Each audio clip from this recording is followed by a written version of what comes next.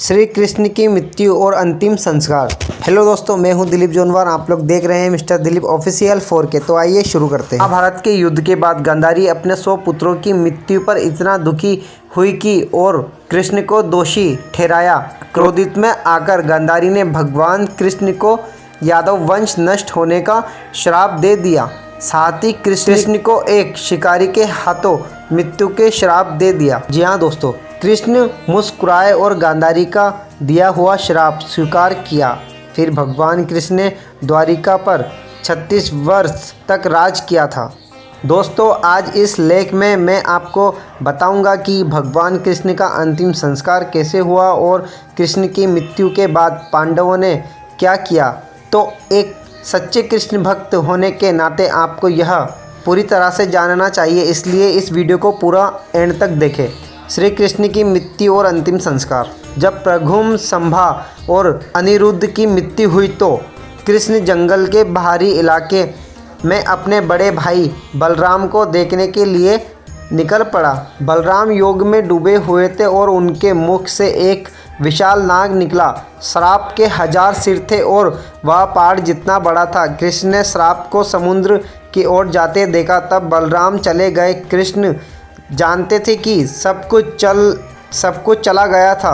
वह कुछ देर जंगल में भटकता रहा। कुछ समय बाद जरा ने गलती से कृष्ण को हिरण समझकर उनके पैरों पर तीर चला दिया और जरा बेइलिया के तीर से कृष्ण की मृत्यु हो गई। फिर उन्होंने अपना शरीर त्याग दिया। मृत्यु के समय कृष्ण की आयु 125 वर्ष थी। कृष्ण के सभी यादव पुत्र मारे गए। सभी की सारी दिव्य शक्तियाँ चली गई। केवल अर्जुन अभी भी सबसे लोकप्रिय सेनानी बचा था। कृष्ण ने अर्जुन से अपनी एड़ी पर लगे तीर को खींचने के लिए कहा ताकि वह शांति से मर सके।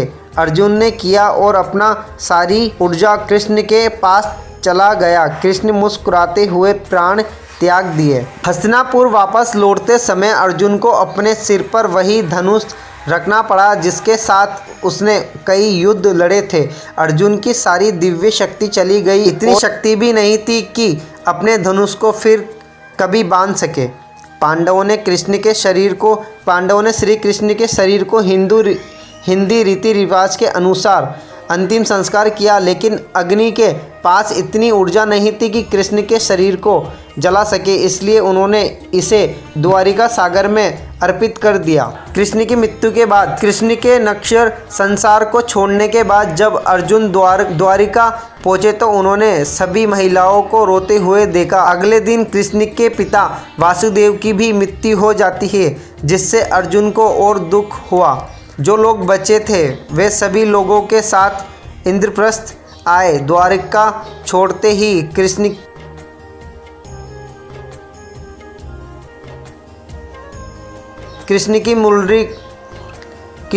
की मुरली को छोड़कर पूरा द्वारका समुद्र में डूब गया था। इसके बाद अर्जुन ने मथुरा में अनिरुद्ध के पुत्र व्रज का राज्याभिषेक किया। जब युधिष्ठिर को ज्ञात हुआ तो उन्होंने परीक्षित को सिंहासन दिया और पांडवों और द्रौपदी के साथ हिमालय के लिए रवाना हुए।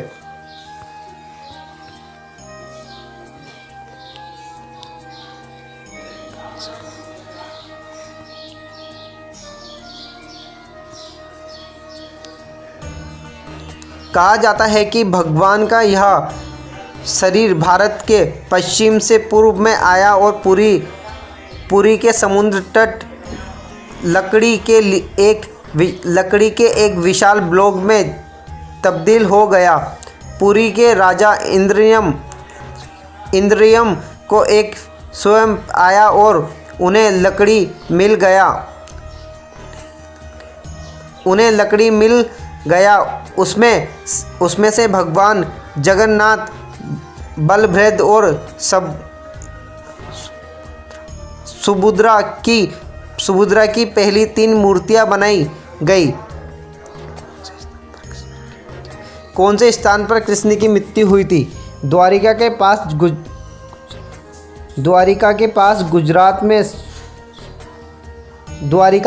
गुजरात में सोमनाथ ज्योतिर्लिंग के पास भालका तीर्थ स्थान है। कहा जाता है कि इसी स्थान पर शिकारी ने गलती से तीर चला दिया था। भगवान कृष्ण अपने शरीर त्याग दिए और निजधाम स्थान किया। बाण या तीर को भल्ला भी कहा जाता है। अंत इसलिए इस तीर स्थल को भलका तीर्थ के नाम से जाना गया है। इसमें एक मंदिर है जिसमें कृष्ण की एक मूर्ति एक पेड़ के नीचे आदि नदी की अवस्था में है। सो हेलो गाइस, अगर आपको हमारी वीडियो अच्छी लगी तो वीडियो को लाइक कीजिएगा, चैनल को सब्सक्राइब करना ना भूलें और बेल आइकन बटन दबाना बिल्कुल ना भूलें। तो मिलता है अगली वीडियो में।